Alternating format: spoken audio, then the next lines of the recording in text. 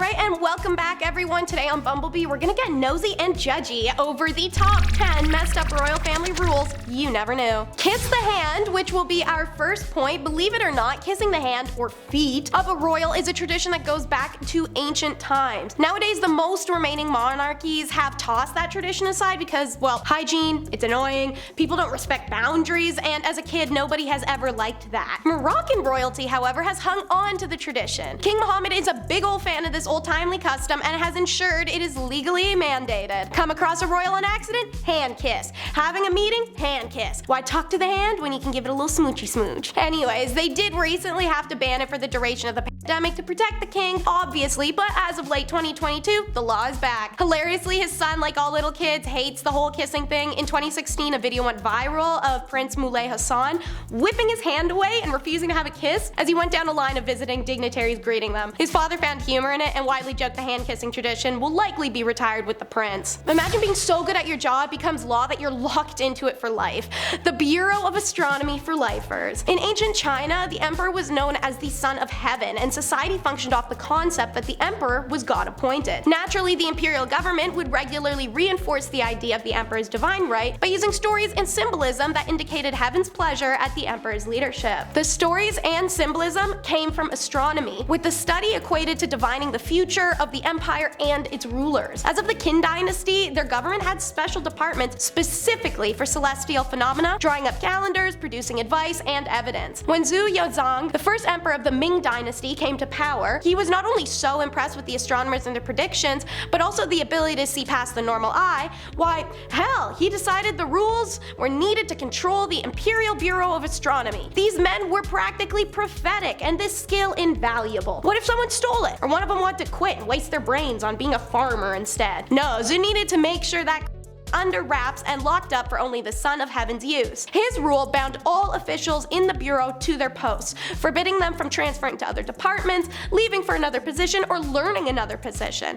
And because it felt like it was such a supernatural skill, surely it must be in the lineage. So their descendants were also bound to astronomy and forbidden from engaging in other fields of work. They've got so little to talk about, it makes more sense to sit in silence. British royalty's list of permissible conversations has about as much flavor and depth as a boiled chicken breast, which the whole family kinda already looks like they eat for 3 meals a day anyways. But more on the British family and their notoriously spiceless food later. According to the former butler of Prince Charles named Grant Harold, the British royal family isn't supposed to discuss intercourse, religion, politics, or money, which are all incredibly relevant things for monarchs to be talking about. Literally all 4 of those things correlate with every facet of their title, job's existence, but okay, prudes.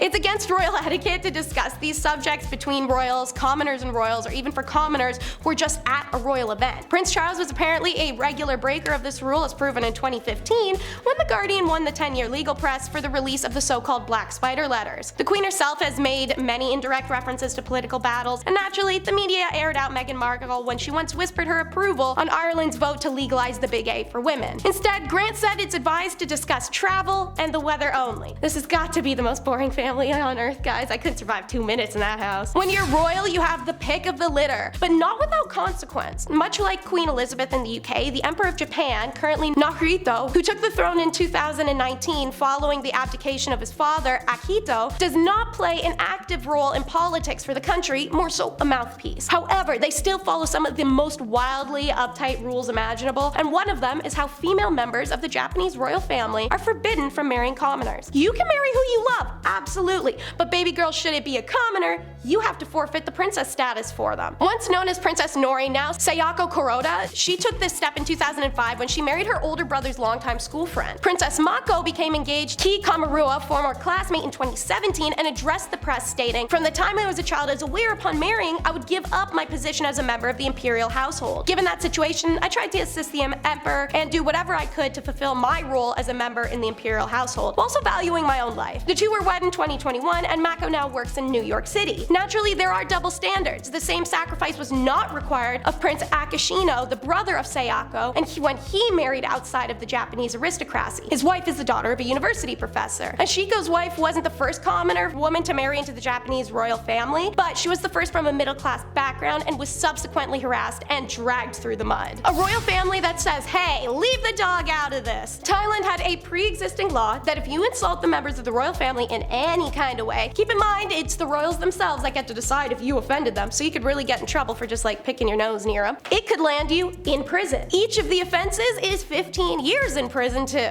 And that trash talk can be in person, in writing, graffiti, or social media. Cue my example from 2015, a man named Thanakorn was charged by a military court for making a sarcastic internet post about Tongdang, aka Copper, the much-loved street dog that had been rescued by the king himself from an alley. In fact, she's so praised for her loyalty and obedience. Tongdang is a household name. The king wrote and illustrated a book about her in 2002, and an animated film in 2015 called Kong Tai Dong, an inspiration, was second in the box office that year. And this regular everyday dude, Thanakorn, understandably rolls his eyes hardcore and let the jokes fly in a social media post about said movie. I guess he didn't realize the dog counted as a royal family member, and he went to prison for 3 months. But others have gone to prison for decades as the injured magistrate convictions have surged since Thailand's arch-royalist generals seized power from the elected government in May of 2014. One man was jailed this year for 30 years for insulting monarchy on Facebook. Now for the legal obligation to be taken to the grave. Working for the pharaoh could be pretty lit as long as it wasn't forced captivity. If you were hired staff for arts, music, foods, hygiene, whatever, you'd be paid spectacularly, housed and fed well. Overall, you had a good go of it. Until there comes a day where every pharaoh gets mauled by a hippo and has to take a dust nap. Because of their strong belief in the afterlife, Egyptians were dedicated to ensuring that they carried the things they would need into said afterlife. Tools, cooking utensils, makeup, a brush, a long narrow glass bottle filled with buzzing bees. I see you, Cleopatra. In the case of pharaohs,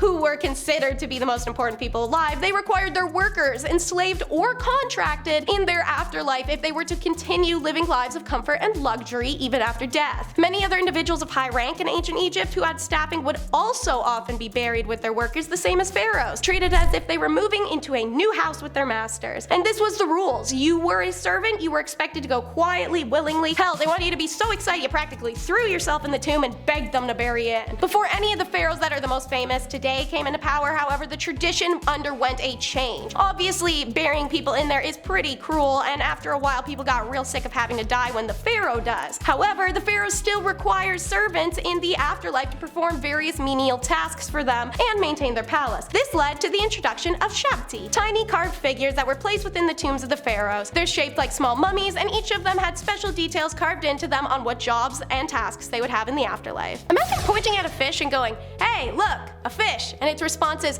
"That is Lord Fish" to you. Quite the case with carp, of all creature, literally the dirtiest little bottom feeders there are. They eat just about anything, thus earning their meme status as a garbage fish. However, carp, like koi, can be fortunate and seen as good luck. In fact, talking about carp the way I just did could get you in massive trouble during the Tang Dynasty, because carp has the same pronunciation as the Tang Emperor's last name, Li. According to the Miscellanea of Yuyang, which is a record of legends, folk customs, and herbal remedies in the Tang Dynasty, carp had to be referred to as Lord Red Carp to show respect to the imperial family. Also, those who happen to catch carp should relieve the fish immediately. It's not acceptable to eat them, and those who sell them will be flogged 60 times. However, like all legal provisions, this law was only as good as its enforcement, and judging by the amount of Tang poets who wrote about catching and eating carp without any record of punishment, seems like this law was very loose. Emperor Renzong of the Yuan Dynasty had a similar idea as his Tang predecessors. The Yuan Dynasty historian Yang Yu recorded in historical notes that during the Renzong reign, people in the capital were not allowed to hold chickens upside down. Offenders would be convicted, probably because the emperor's zodiac sign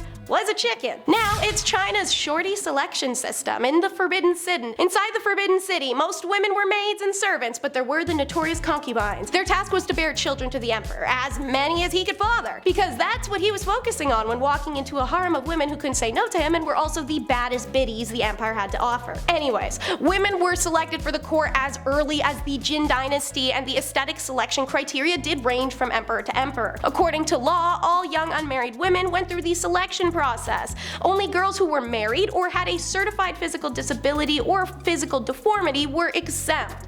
Whenever selection time rolled around, the Board of Revenue sent notices to the officials in the capital and the provincial garrisons to enlist the help of the clan heads. The banner officials then submitted a list of all available females to the commander's headquarters, and they set the date. During the Qing dynasty, girls were brought on the appointed day to the Shenwu gate of the Forbidden City for inspection. They'd be accompanied by their parents, nearest relatives, together with their clan heads or local officials. Social background was actually no barrier, and many emperors chose concubines from the general public. The empress was the one exception. She had to be for a high-ranking official. Less than 100 candidates would be selected to spend the nights with women who specialize in training and managing maids. Candidates' bodies were inspected for infections, body hair, body odor. Think of that beginning scene in Mulan, as stereotypical as that is to say. They advanced through 2 more levels of concubine boot camp, weeding out the weak, America's Next Top Model style, and finally, the selected few would take their lives as easy-baked baby ovens. Womp womp. Next. Imagine someone wants to make sure you like the food, so they find a way to measure your enjoyment. Literally measure it. Like, get on a scale, big boy, it's time for your weigh-in. Absolutely crazy. So listen to this. According to a 2018 Grazia Daily article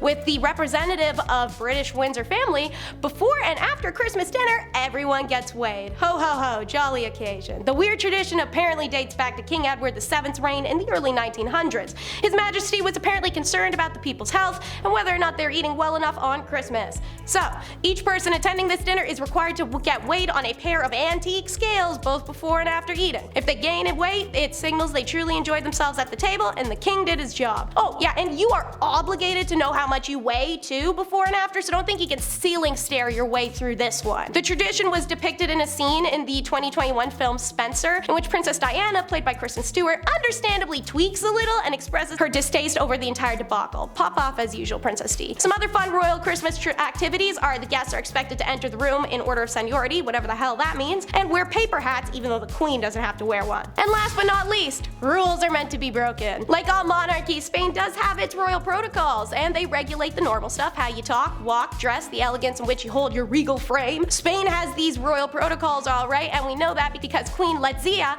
is constantly making headlines for breaking them flagrantly and with a smirk ever since her husband was crowned. In 2014, royal watchers gasped when she wore a little black dress with a short skirt that was see-through all the way up to her mid-thigh. Conservative royals frowned that when she wore a sleeveless dress to a formal dinner. She wears pants and shorts and sweatpants. She forgoes traditional shawls and enormous hair cones for Brandy Melville and cute ponytails with highlights. Stylistically, the previously divorced commoner and formal journalist, which I have to add because you know that was hella drama when she was made queen, is basically the opposite of her mother-in-law, who's now Spain's former queen, Sofia. Letizia probably takes extra delight in flaunting their differences since the two hate each other with a passion and have gotten in shouting matches in public. Trust Letizia to put the queen in queen. Alright, thank you so much for watching. I hope you enjoy. Be sure to like and subscribe. Comment down below what you think of the monarchy and what garish rules they choose to live by. Worth it or nah?